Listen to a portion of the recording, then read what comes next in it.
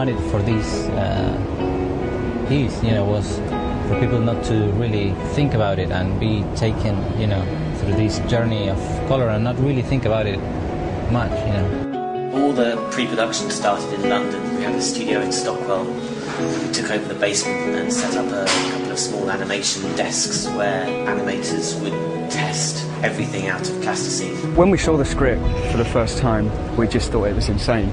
We decided on this vehicle, which is Play-Doh or animation, and we said, okay, let's go and do it in the street and see how colorful, how big, how playful it can be.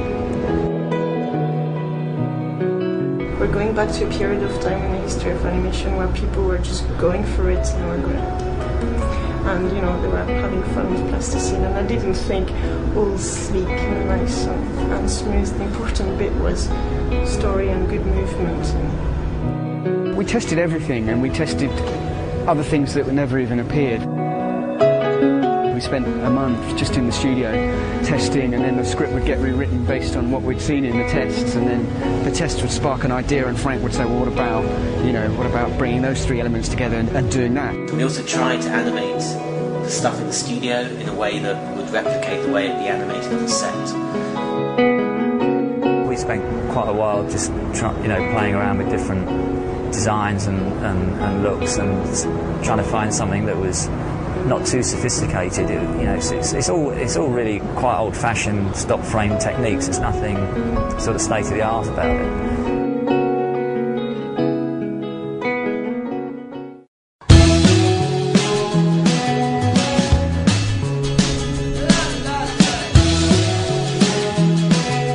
The animation itself was very much sort of rehearsed, whereby we spend a week with a bunch of animators doing it again and again and again until they can do it in their sleep.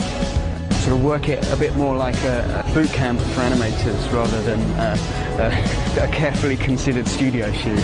We had, I think, about 40 animators, which came from England and Canada and New York and everywhere, who were all sort of rehearsed, and I was totally relying on passion and the animators to have cracked it, because it didn't really, you couldn't tell until you were shooting it whether it was working or not. Mind-numbingly complex at times.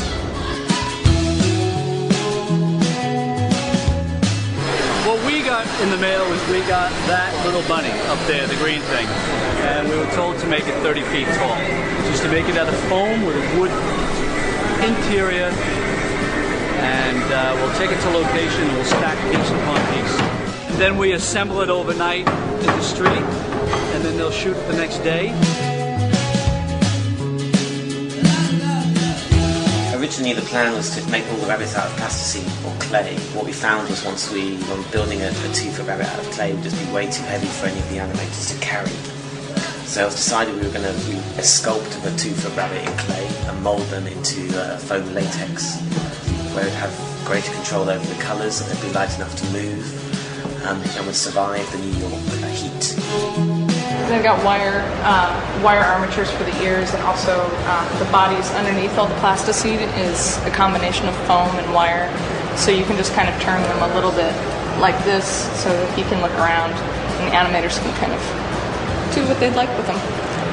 You just kind of rough them in first, and then you go back in and refine them and get them to look as much like their counterpart, their foam counterparts as possible.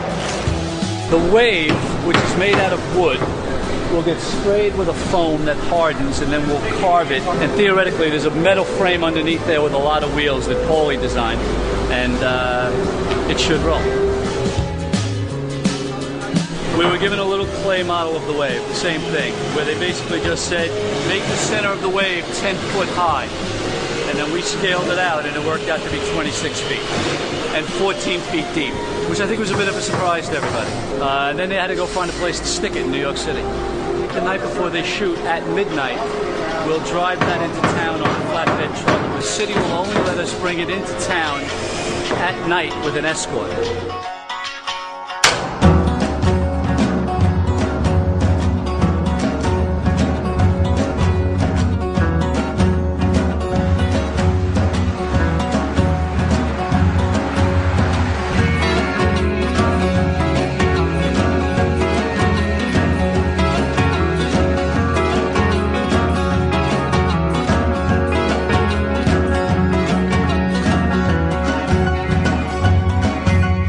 the idea of doing stop frame on location with clay, which has a tendency to melt, it just looked insane. But then at the same time we kind of thought about it again and thought, well, why not? It's Sony animation and you can do pretty much anything with animation. You take one frame, and animators go. the animators go in, they spend 2 minutes or however long they've got, and it's a very precise amount of time, because with the sun moving and casting these shadows, you want the shadows to travel in a very even way. So the animators have to have a specific time to hit. They have a tendency to kind of take on a life of their own. Yeah. You just go where the bunny tells you to go. So you might end up all the way over there sometimes. So they have their 2 minutes. They're out. We take the next frame, and like I say, it's not until you've taken 2 seconds that you see on this playback, it's actually working, but it just looks like a chaotic mess, and so you're just praying for a couple of hours that it's actually supposed to be doing what it's going to do. Then all the frames from the cameras are being captured directly, and so we get like an HD playback of the animation almost as it's happening. We're trying to do this in a more of a live action way, introducing changes into the animation while it's happening, sort of ad-libbing the animation while it's happening, which is quite scary because we don't often know how it's going to look until it happens. You take a rabbit, say rabbit number 3 out of the sequence, and it's replaced by rabbit number 4 in the sequence. And then that rabbit number 3 that you've taken from here goes into another sequence over there where you take away rabbit number 2 and you put in rabbit number 3. That rabbit number 2 then goes into another sequence over there. So there's never any wasted rabbits. All the rabbits we had are in shot. We weren't allowed to close the area off to the public, so we had the public walking amongst us. People loved it and they responded really well. We had people walking into shot, picking up bunnies, little kids picking up bunnies, and we'd have to kind of take it off them and put it back on the ground and carry on shooting. And I think you can see that in some of the shots as well, where you kind of picked up people floating through. I think that thing is mad hot. So cool. I like him. That's mad big. I want to touch it.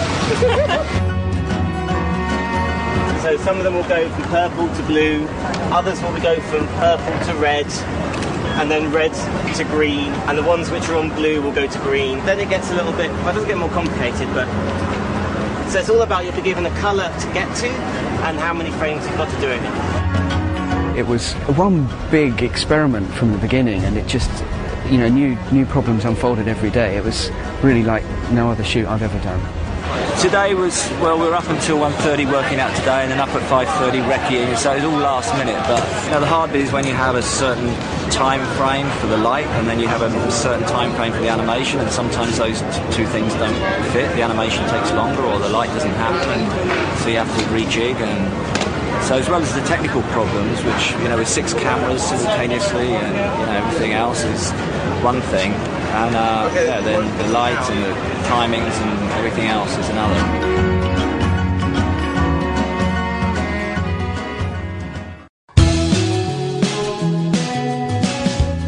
It was painful, it was long, it was mostly unmemorable because it happened so quickly. We all came back a little bit shell-shocked because animators tend to stay in studios and in a very controlled environment. It was really like no other shoot I've ever done, or probably ever will.